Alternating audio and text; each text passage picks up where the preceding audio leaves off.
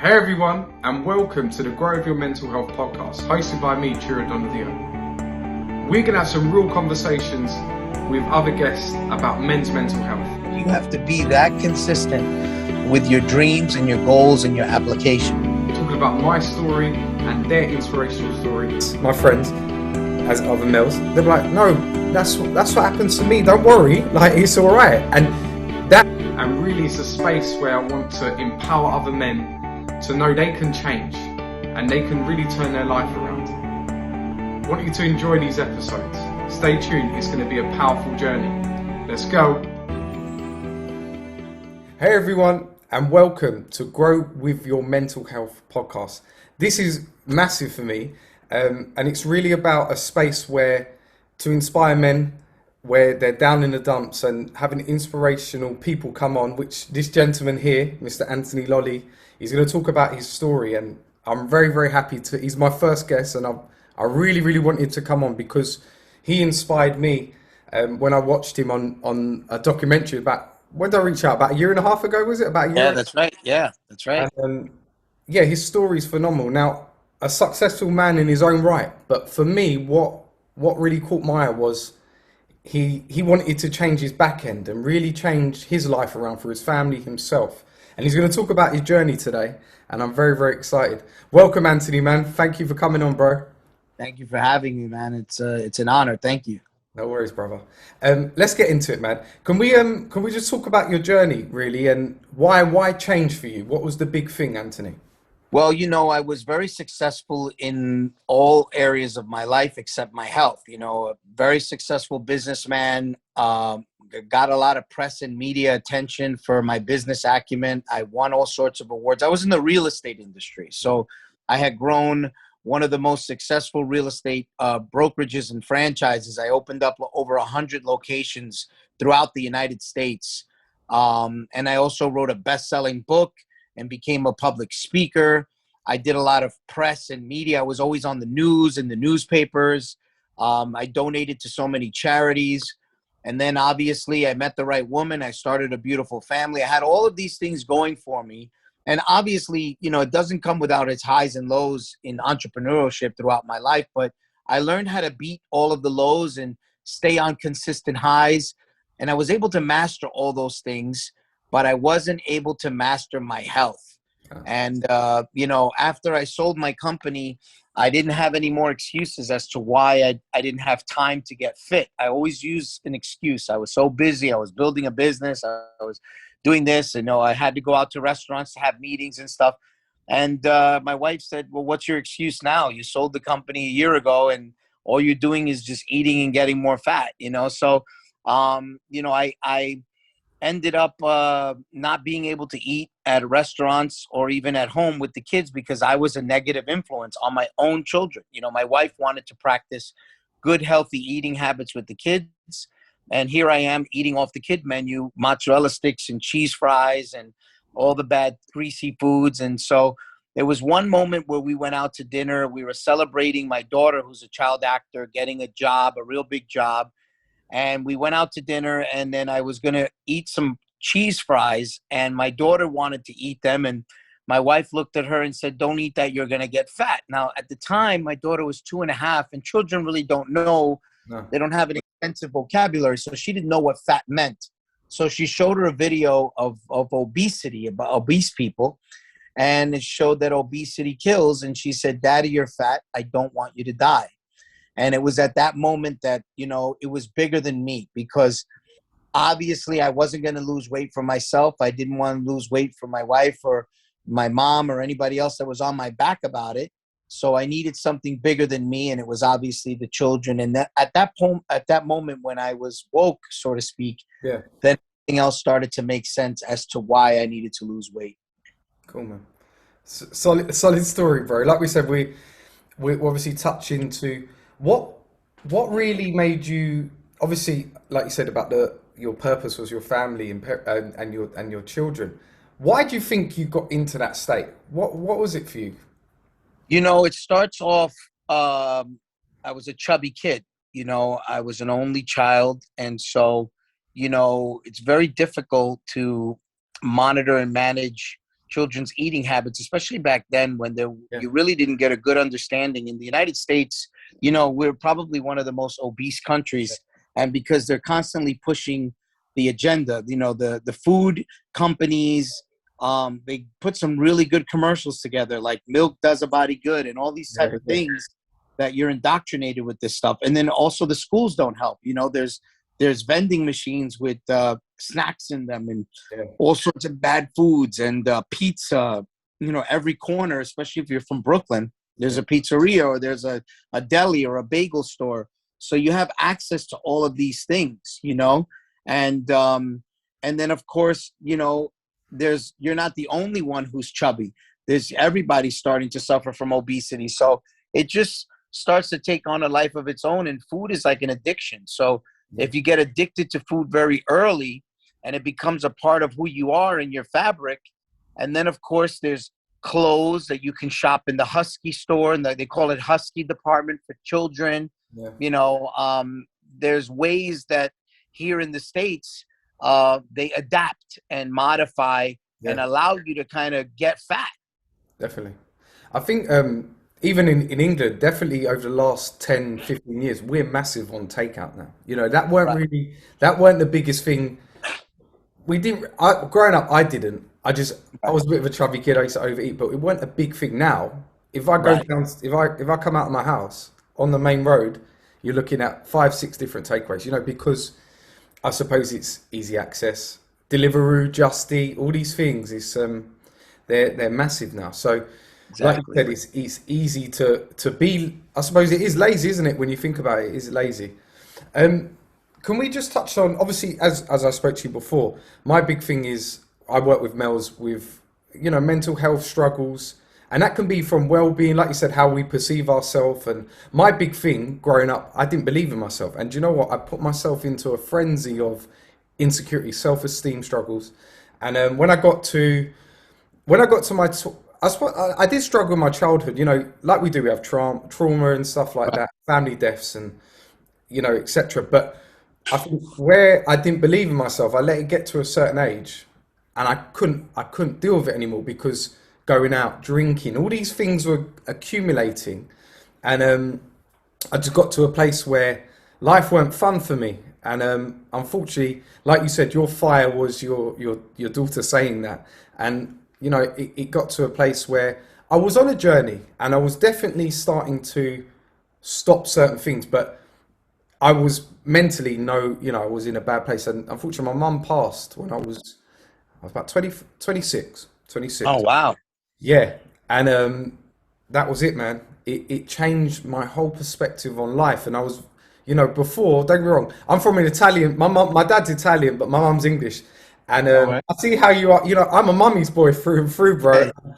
She done everything for me. And obviously that I can say it now, but at the time I just thought that's the norm. Right. That's what, whenever I had issues, I'd go to mum, or, she sort it out. So, at 26, I didn't really have a sense of what life was. I know it sounds crazy to think, but I didn't. And obviously when she died, I was basically like, oh no, well, what do I do here? And I'm the baby of the family, etc. So I think everyone was looking at me and say, better watch out for him, because this is going to get on top. Right. And I just spun it, bro. And I'll be honest, it was my fire. And I just wanted to change my life. And I wasn't a bad person as such, but I was giving always 50%. And yeah, man, she's my purpose, definitely. I had a son this year. He's definitely one of my purposes. I mean, he is my purpose now. But she was the catalyst to say, you know what? You and I can relate on that level, because my dad passed away also when I was 26, so, and that taught me a couple of major lessons, up until that point, because I started my business career at 19. Yeah. By the time I was 23, I was a multimillionaire, and I was winning. And that's the first time I actually suffered unrecoverable loss, because you can lose money, you can lose friends, you can recover from those things. But the loss of a parent, it's a totally different type of loss. After 100 prayers and keeping your fingers crossed in the hospital for 3 months, and, my situation, whereas, you were looking at the levels going up and you're having hope and then it goes down. And so, and then I was the one that actually had to pull the plug because there was no way to kind of repair, his situation at the time. So, I went through all the emotional highs and lows. And so it changes you, it's really like losing a limb, when life is never the same and you get hit with harsh realities and you realize that life can hit you hard permanently. Definitely. So, I really took away a lot of lessons also from the death of my father, similar to you. I was a little bit different in that I was already a business person and I already kind of found my purpose, and I had spent a tremendous amount of time with my dad. So that was good. I didn't really have any regrets. Because I ran my own business, I was able to spend quality time with them, whereas a lot of people are not that fortunate. They have to work jobs, or they only get to see their family on the holidays if they live far away. So I didn't have any regrets in that regard, and we were very close. But it was still like, something that it was, he passed away because of his lungs. He used to be a heavy smoker of cigarettes, and then he had stopped. But the damage was already done, it was irreversible. So, it also taught me a lesson that, your health can bite you and bite you real hard, so I can definitely relate to what you went through. Yeah, man. But yeah, it's like you said, look, I would say a mentally resilient person now, but that one gets you, and I don't care what anyone says, man, it will. But like you said, it builds character within that situation, definitely. Yes. Yes. But like if I look at my family background, the mental health side, I didn't want to go. Unfortunately, my uncle commit suicide. My other uncle addiction, and I said, because in England, if you go to a GP, they normally just give you a medication, and I was like, do you know what? No, we're not going there, man. Right. Change daily habits and a lot of different, and really got selfish with my time and learned who I was. Right. And yeah, that was a big part of me changing how I thought about myself. Can I just touch on, what would you say? Because as a man, we everyone has a different perspective of what a man is. I obviously I feel I'm a provider and all that side of things, but talking about how you feel, how was you in your 20s or 30s about that? Would you say you was woke, as you say, to that, or was it a problem?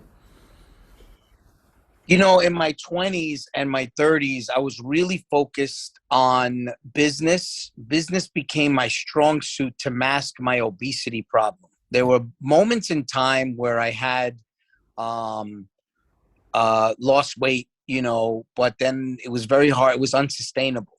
So I just decided to focus on being a very successful businessman. And I threw a lot of my time and energy and resources into that and living my best life as far as business and having fun and partying. But I had a good balance, I worked harder than I partied, but I definitely partied hard, And I also knew that I only had one youth to live, and I also knew that I was focused on business. So I didn't want to not live my life. So I had an alternate life where I was really an excellent businessman, but then I was also partying my heart off, So Did you do that? Was you all right with that though, Anthony? Was that all right for you mentally? You felt it was good? all right for me mentally. Yeah. I mean, I got into the drinking, but that wasn't really overboard. No. I got into some trouble here and there, but it was not too much because the business kept me on the straight and narrow. I had employees. I had over 200 people working for me. So I had responsibilities. The responsibilities really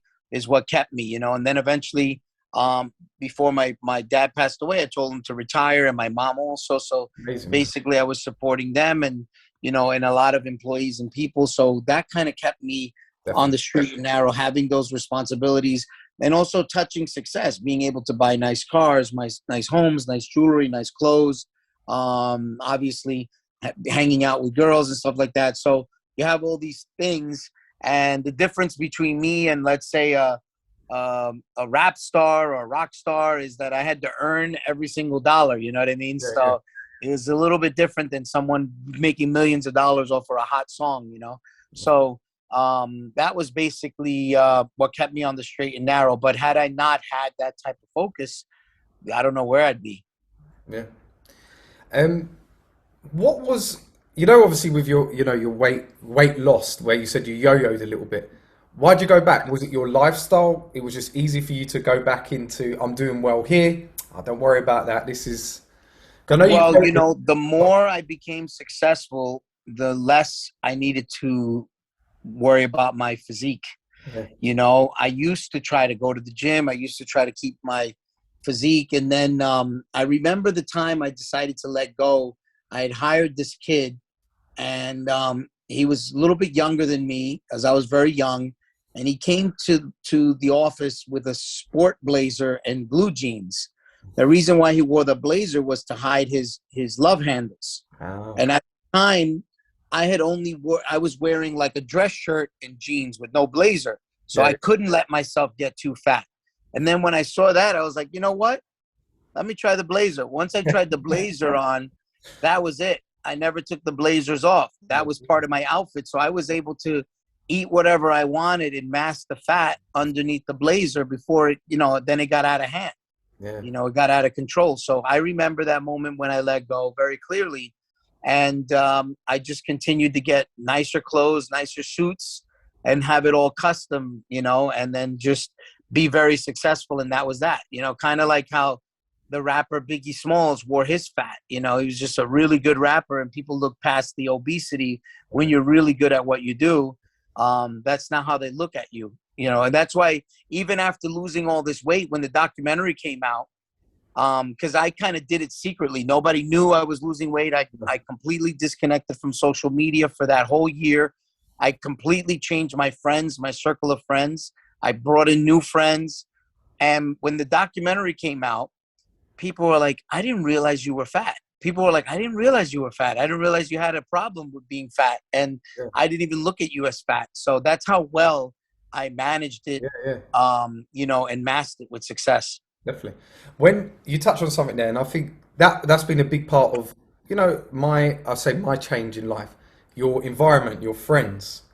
Now, don't get me wrong, I've had brilliant friends, but when you have friends that don't really tell you criticize you about your flaws, would you say they're good friends? Because for me, not saying they're not good friends, but at that moment in time, it's not helping you, and it's just feeding your issue. And I'll tell you what, I've got probably about three or four great friends, and one of my friends, I always say it, bro. You saved my life, and he's like, "What do you mean?" I said, "You actually were very honest with me, and was like, look, I think you need some help." And at the time, I was like, "No, I don't. No, I don't." I said, "No, like we keep having this conversation. Like you turn up in my car a couple times crying. Like what? Come on, bro. Like we need to sort this out. Like I'll help you, but you need to do it yourself." And yeah, he did, man. He definitely saved my life, I feel. And he's, a great friend now. And even I try keeping keep my weight down and keep well. And even the other day, he's like, "No, bro, so it looks like it's coming back on a bit. You need to liven up." So, but if you're not in that mindset, you think, "Oh, he's rude, man." But that's not a rude friend. That's a good friend, right? Yeah, to tell you how it is. What I learned about friends is that we expect too much from them. A lot of times our friends are suffering from their own issues and problems, and we expect them to be the best mentors, be the best support person. We expect them to be Tony Robbins, but that's not who our friendships should be all about. And I now have very little expectations of friends, and I very careful who I call a friend, because friendships change over time. Yeah, Friendships change depending on who they're dating or who they're with or who they're married to or what their circumstances are. yeah, Friendships change based on where people are at in life. The older you get, I'm 44 now, so I've had a lot of friendships come and go. A lot of friendships evolve, yeah, and sometimes there's jealousy, sometimes there's contempt, yeah. sometimes somebody that can't even advise themselves, you're asking them, expecting great advice from you. It's just not going to happen, No, and just sometimes people are not that good. They're just not that good at words. They don't have a way with words. So I think the best thing for what people to do is to tune into shows like yours, Yeah. that you have people that are experts talking about your issues. You have to seek and find, Yeah. there's groups for everybody. If you Yeah. want to tattoo your face and your eyeballs and get your ears pierced where they're really big, there's groups for that. You know what I mean? So like, you got to find your tribe, so to speak, and then learn and identify. And right now with the internet, and there's so much help out there, and having a podcast is brilliant. Yeah, man. I think definitely, like you said, it's being, if you can fend for yourself, I think you're going to do all right in life. Now, don't get me wrong, like you, I've got an amazing partner, and they obviously they make you, they make you better, and of course they do. But when, as we say in England, when shit hits the fan, when it does hit the fan, you're on your own. So that's what I learned. That's what I learned. And how do I bring myself back? It's like you. I'm pretty sure I don't bounce out of bed sometimes. It doesn't happen. Like I get up early, but I know how to bring myself back. Let me get in the gym. Let me work hard. Let me get in the sauna, and let Yep. me get my day going. And there's no compromise in that, unfortunately, because it makes me feel good, and then I'm better for everyone else. Exactly. And I think, and remember that is really simple, and I learned that simplicity wins. When it gets cloudy, I just got to go back to what I know works for me, and people call it OCD, or I'm not hurting anyone. I don't party, I don't drink, but I know what works for me, and I know what's going to be best for me and my family at that time. And I think that's what I learned when I started changing my life. The good time, because I was a party boy. I'm a free soul, but I had to say, unfortunately, I couldn't do it, Anthony. I couldn't go and drink and then go do my, because I would worry what I thought, what I'd done, Right. anxiety and all this, and I couldn't do it. So I respect anyone that wants to do it, but I knew I had to find out what was good for me, Right. on that side of things, definitely. Um, and like you said, you had to change your environment because you wanted to lose, like you said to me, bro, 140 pounds, and you had to change maybe certain people that only filled your ego at times. I don't know, would you say that was the case? I just didn't want, I wanted to hang around people that had a fitness lifestyle. None Yeah. of the people that I was hanging out with at the time could help me, you know? So if I want to be a rock climber, I got to hang out with people that climb rocks, Okay. not people that play basketball. They don't know the first thing about it. They weren't going to help me, and they might even discourage me. Why do you want to do that? So, you just have to surround yourself around like-minded individuals. I wanted to look at six packs all day, and Yeah. bodies that I wanted to emulate, and that's who I was. And I realized that they were putting in the work. They weren't eating like jerk offs. They were cognizant of what they were eating. And if they did eat something off the plan, like a pizza or a burger or something, they actually knew it and had discussions about it and worked it off the next day. So like, I saw myself going to the gym at 315 pounds, and I saw a guy with incredible body doing workouts shirtless, ripped with a six pack at 6 o'clock in the morning, just like me. I would go there the next day and he's there, the next day and he's there. And I'm like, why are you here? You know what I mean? You don't even need to do this. So it just dawned on me that you had to actually, put in the work and keep putting in the work. So I learned those very methods early on. And Yeah. what's interesting was those friends that I made actually came to me after I put in the work and started losing the weight. They were attracted to my determination, and like attracts like, so I had guys with amazing physiques giving me high fives in the gym, really looking up to me and admiring me for what I've done, so it was very interesting turn of events. Amazing, man. Amazing. Um, in terms of, your partner, because I know, you've built something with her, which is amazing. Yeah. What did you feel like you was letting her down with your weight, etc.? She had tried so many ways to get me to lose weight. And I just told her at one point, I'm going to die fat and happy, maybe by the age of 50, but I'll die with a macaroni and cheese in my mouth, I told her. And so, she was very instrumental because our daughter is a child actress, Yeah. she probably fed her the lines to tell me to get me to motivate me to actually do what I needed to do. So, you know, and now what was interesting was as I was getting fit, she was getting frail. So she was watching me competing on stage, and winning all these competitions. And there she was suffering herself from her own issues where she had her abs opened up from giving birth naturally. So she had what they call a diastasis recti. The doctors told her not to pick up groceries even. And so I stopped and started training her. And within 1 year, she won 2 pro cards, and became like a fitness bikini model champion, you know? So now I train her, and we competed 7 times last year, and we won all sorts of different trophies from different federations. And now she's part of the business. We film content together. So there's a lot of cool stuff that, you know, it actually brought us closer together, the fitness. Amazing, man. Amazing. Would you say without purpose, do you have life? Would you say without your purpose, would you have life? Because I know for me, I have, like I said, the purpose, my mum, but my son, I think when I talk to males and, you know, when I help them, I said, what's your purpose? Why do you get up in the morning? And a lot don't know, you know, and I always say, look, that really helps you, because if you don't know what you're getting up for, it comes foggy because you don't know why you're getting up. You know, I get up early, not because I want to put it on Instagram. I just know it makes me feel better. And also I'm ready. I give myself time for the day.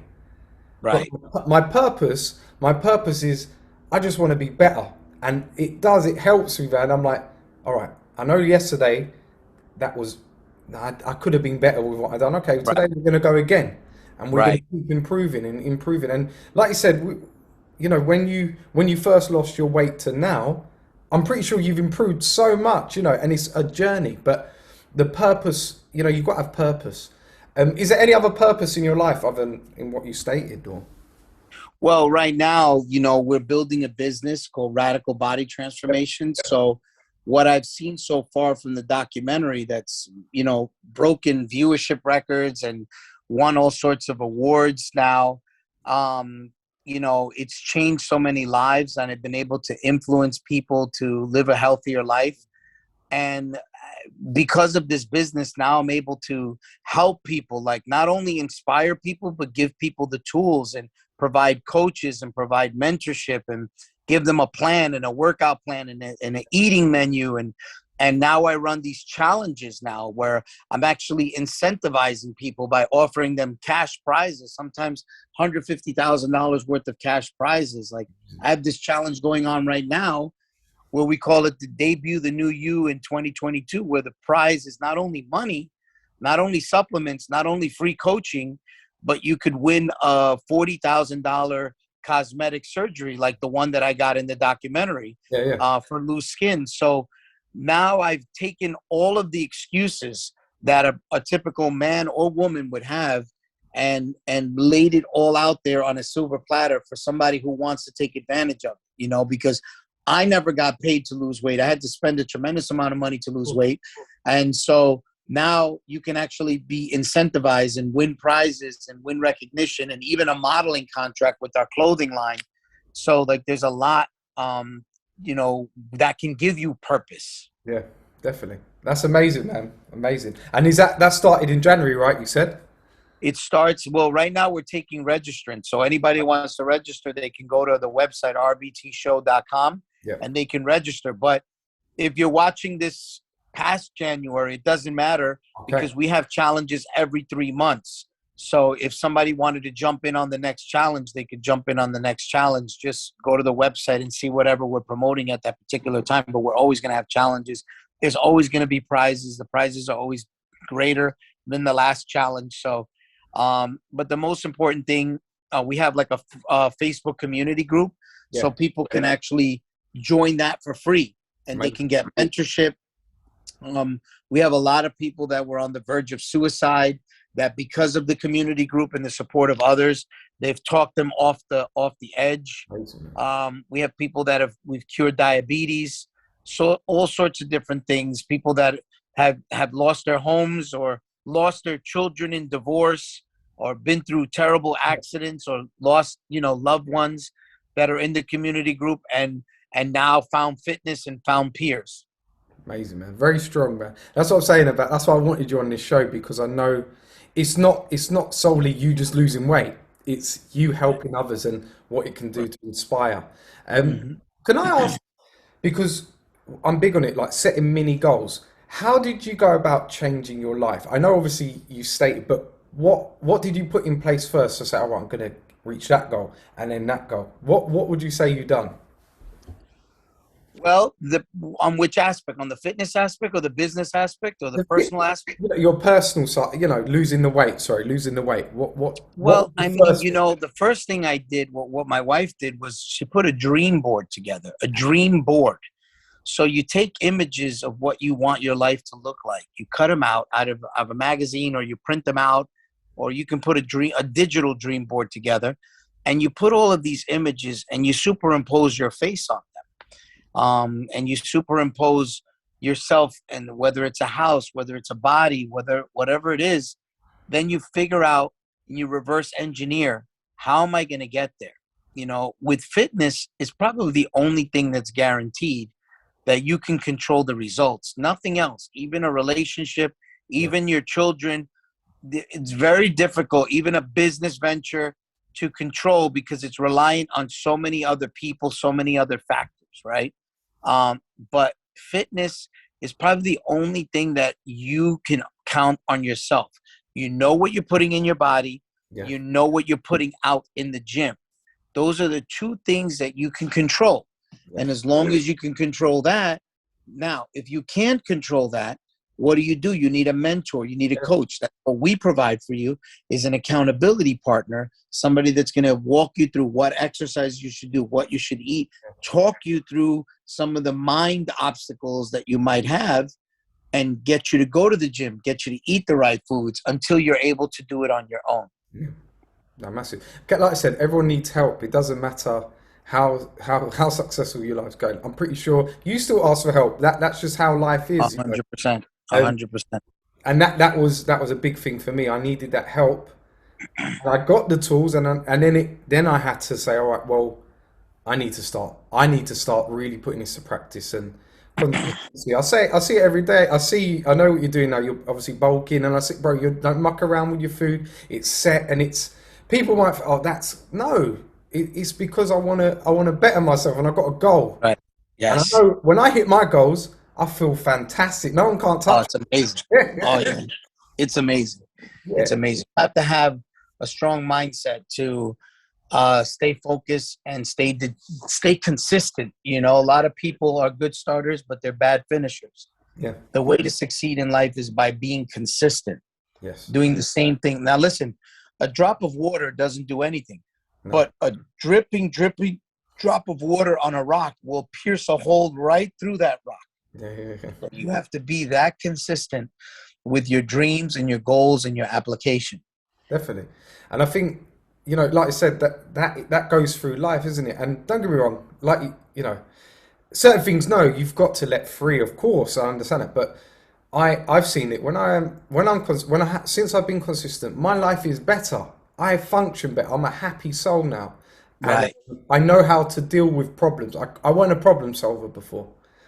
It would get too on top, and I'll bug out. I'll be like, look, do you want to go for a drink, or do you want to get drunk? Instead of dealing with this situation, I think there's a big thing on toxic positivity at the moment, where you're not dealing with the negative.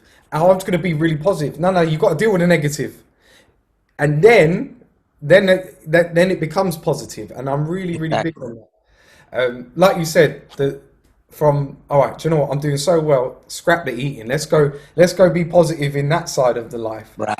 Right. And then you're kind of just back. It's a yo-yo, isn't it? It's a yo-yo. Yes. Um, all right, so like you said, you've hit so many goals, and now you're back end. Explain how your family life has changed since you've done all these, since you've changed. Well, my wife and I, we were always close, but now we're like the best of friends. Our children are now inspired. You know, we have our children in boxing and they do workouts. My daughter was just with me on the news for the first time for a fitness thing promoting this challenge, you know. So the fact that, you know, she's an actress and she's able to now bring her skills into our world, which is fitness, and she's there doing workouts with my wife on the news, which is awesome, you know. We're also pitching a couple of television show concepts that involve my wife and the children. We have a YouTube channel that's growing in subscribership and viewership, which is awesome. So we film a lot of content. Our life is focused, you know, our children are our best friends. So we go out, we hang out as if they're another couple, our son and our daughter, and we have so much fun. We share so many laughs. Yeah. And it's always something positive that we have going on. You know, today is Sunday. I'm going to take the kids out. We're going to go to do some active activities, you know, so things that I would normally not do when I was 315 pounds. So, you know, I'm very glad I made these decisions, because not only has my personal life changed, my physical life, but even my career. You know, I completely rebuilt myself in a totally different industry. Yeah, amazing. Like I said, I don't get no other buzz than helping. Obviously, you know, my personal thing. But when you help someone and you see them change their life, no better feeling, right? Yes, it's amazing. It's amazing. Mm-hmm. Sorry, go on. I have a social media team that manages my accounts now, because I have a large growing fan base. We translated the documentary in 52 languages. Now we're running a lot of ads for the business. So we get a lot of more people following and writing in. But I like to personally respond to messages of people that I can identify with that are suffering emotionally, physically. So I like to take the time to actually talk to these people myself, you know, and I make it a point to do so. And it never gets old. No, like I said, that was a bit, you know, obviously someone that has a massive following, and it was really me just saying, look, I didn't even think, and then I was like, okay, that's amazing, man. I really respect that, and obviously, we've kept conversations for obviously we talk every day. No, don't work like that, but that's what I thought. Do you know what? That's someone that's done so well, but kept humble in certain ways, and you can relate with human beings, right? And I think that's. We all can relate. Even I didn't even know about your father with the lung. You probably didn't. My mum passed away from. They found out she had lung cancer in the end. So, you know, similar things. Wow. You know, and it's very, you know, very. You can just through conversation you find. Do you know what? And that was a big thing, Anthony. I have to admit, because I never spoke about how I felt as a man.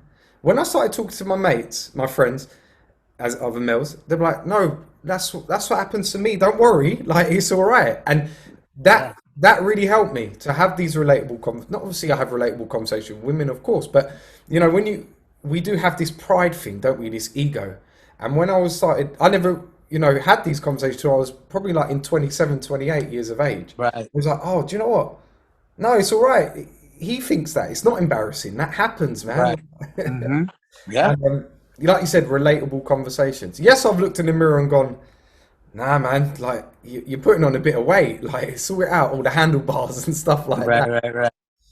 It's important to have these relatable conversations, and that is why I feel it's very strong what we do. You know, because it's just giving someone that that's okay, that's life. I deal with that too.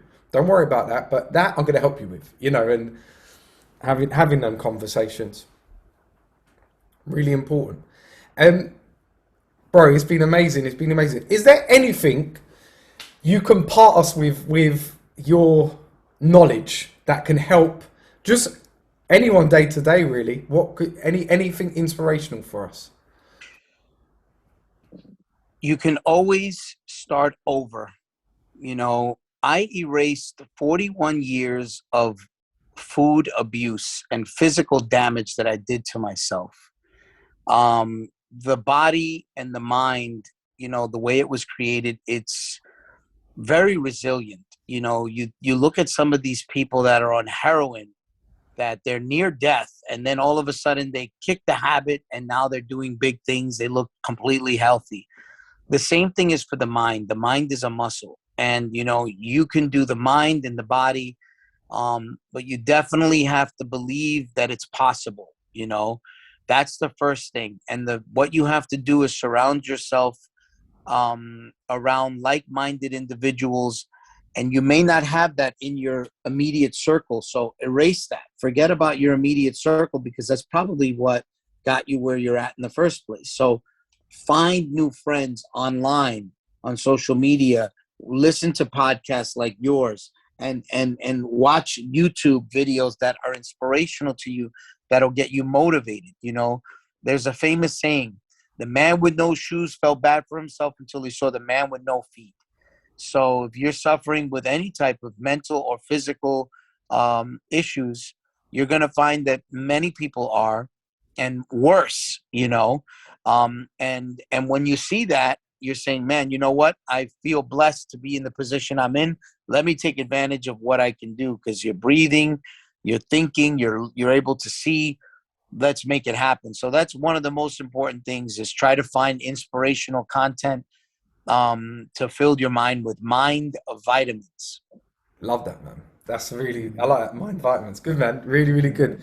Anthony, man, I thank you. It's been a great talk. And is there anything else you want to talk about your challenge, or you happy? Or Well, yeah, I mean, the challenge is open to everyone. It's free to enter the challenge. They go to the website rbtshow.com. Just fill out the form there, name and email, and somebody will get back to you and see if you qualify. It's a free challenge, and so we'll have a coach get back to you and talk to you on the phone for a half hour and see if it's a good fit for you. We take people. There's no weight restriction. So if you got to lose 5 pounds or you have to lose 400 pounds, it doesn't matter. We've helped people, and what I noticed about this in doing these challenges and running this business is that, 40 pounds to you and me might feel the same like 300 pounds to somebody else. yeah, You know what I mean? So, obesity hits people psychologically different, and I know guys that I'm personal friends with, and they're like, man, I'm 20 pounds overweight. I'm like, I wish I looked like you when I was 315 pounds, yeah, but they feel like they were 315 pounds, so the clothes doesn't fit right. They're used to being, it's kind of like a model who's gorgeous, and now all of a sudden she has like a pimple on her face. It's like, it's the end of the world, so that's how it is to people. So, we help people on all weight levels. amazing, man. And I'm gonna just add to, like you said, everyone's story is different, right? And that can be from physical to mental health, and it doesn't matter. Oh, so got old. Oh, they got over it. No, but it's what I'm dealing with, And you're right there. It's every story is different, but everyone, like you said, that's why you do the bespoke, where you build their story and help them. That's the power of it, right? Exactly. Yes. Amazing, man. Anthony, Thank you. I appreciate your time today, man. You've been a top. Hey everyone, I hope you enjoyed that episode with myself and Anthony Lolli on the Grow With Your Mental Health podcast. There'll be many more episodes where we'll be talking about men's mental health and more inspiring stories. Stay tuned. See you soon. Look after yourself.